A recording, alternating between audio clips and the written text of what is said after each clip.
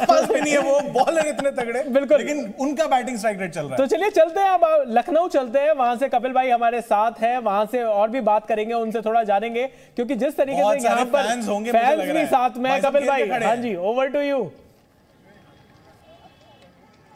बिल्कुल चयन, फैंस का यहाँ पर एक ही बात बार बार कह रहे हैं वो कि आप हार्दिक पांड्या जब भी टीम में आएंगे आप मोहम्मद शमी को बाहर नहीं निकाल सकते हैं, और ये बात बार बार शमी एक स्टेटमेंट के तौर पर वो कह रहे हैं इस बात को लगातार अपने परफॉर्मेंस से कि कैसे आप उनको बाहर रख सकते हैं। और लोग तो ये भी कह रहे हैं कि दूसरा ओवर क्यों नहीं दिया, पहला ओवर क्यों नहीं दिया, आपने सिराज को पहले क्यों लेकर आए। शमी का अनुभव जो है वो वर्ल्ड क्लास है, उनको आप दूर कैसे रख सकते हैं। फैंस हमारे साथ हैं। कमाल की जीत, जब 229 बने थे थोड़ा डर लगा था, थोड़ा सा डर लगा था, पर हमें इंडिया पे पूरा कॉन्फिडेंस था और हम इंडिया को जज के चीयर्स कर रहे थे और बहुत एंजॉय कर रहे थे आज का मैच। तो ट्रॉफी आ रही है फिर? बिल्कुल आ रही है, चक दे इंडिया, चक दे।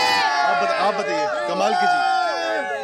हमारी पूरी बॉलिंग बहुत ही अमेजिंग थी, हमें उनको अप्रिशिएट करना चाहिए, उनको चीयर करना चाहिए और उनको ऑल द बेस्ट करना चाहिए for all the upcoming games. और ये जो लखनऊ है ये तहजीब का शहर है, तो बड़े अदब से हरा दिया, प्यार से। हाँ, बहुत प्यार से मुस्कुराते हुए।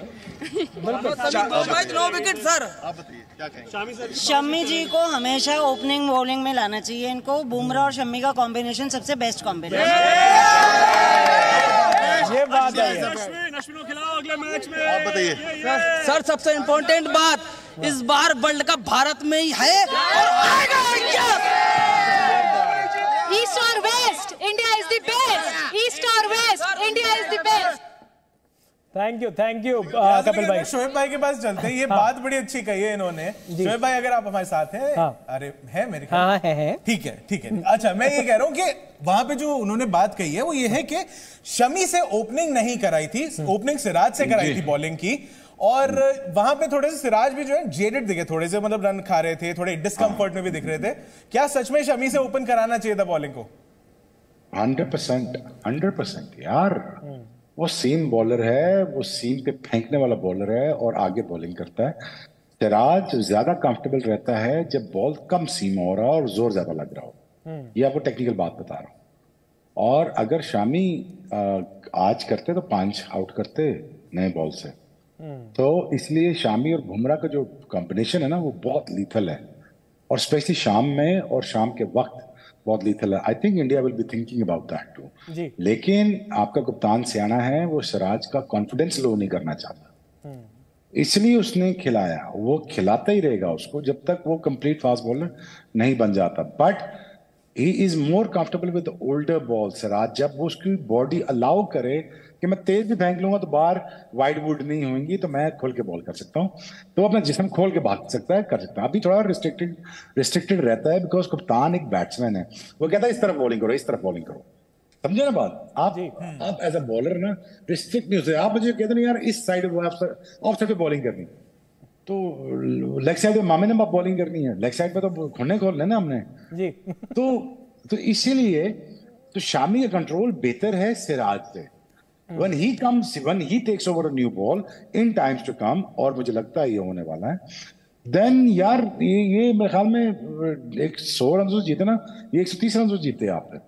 So it is very important and Shami is a very good asset for you. He is looking very lethal, आगे बॉल कर रहा है और वही काम कर रहा है। He is not बुमराह तो एक अलग क्लास का बंदा है ना यार, वो तो कमाल है ना यार, वो तो कभी कोई कहाँ से वाइडर तो क्रीज आउट स्विंग कर रहा है, क्लोजर स्टंप क्रीज कर रहा है, फिर उसको नहीं समझ आ रही, उसकी जो मेन स्ट्रेंथ आती है वो राउंड द विकेट आ जाती है फिर स्ट्रेंथ। अब उसमें आप बच नहीं सकते। बड़ा मिलान ने बचा यहाँ से करके ऑफ स्टंप से, उसने बल्ले का एंगल भी किया, स्विंग के साथ भी खेला, चौका भी मारा। वो बुमराह सियाना बहुत है, चलाक बहुत है, वो उधर से आ गया, अब उधर से आया तो वो फंस गया। अब उसको कमिट करा रहा है, वो कमिट करना है उसको मिलान को, बिकॉज बुमराह का एंगल ऐसा है कि वो पीछे जाता है बॉल के ऑल द वे, वो मेक श्योर कराता है कि आपकी तरफ बॉल आ रहा है। बेसिकली बॉल आता नहीं, आप जितने मर्जी अच्छे बैट्समैन है आप निकल जाएंगे आगे जी। तो I think Shami is a great choice. Bumrah is very lethal. Siraj with the old ball, I could see the strength, and then plus you're mixing up with Kuldeep and Yadav, Kuldeep and Jadeja. I think 5 bowlers are not enough for you. मेरे ख्याल में more than enough for you. अगर आपने एक और खिलाना, आपके पास luxury है आपके पास। आपकी बैटिंग अगर जल्दी न करे तो आपके पास ये लग्जरी बहुत अच्छी मजेदार लग्जरी है। आकाश का प्रॉब्लम हल हो गया 8वें विकेट वाला।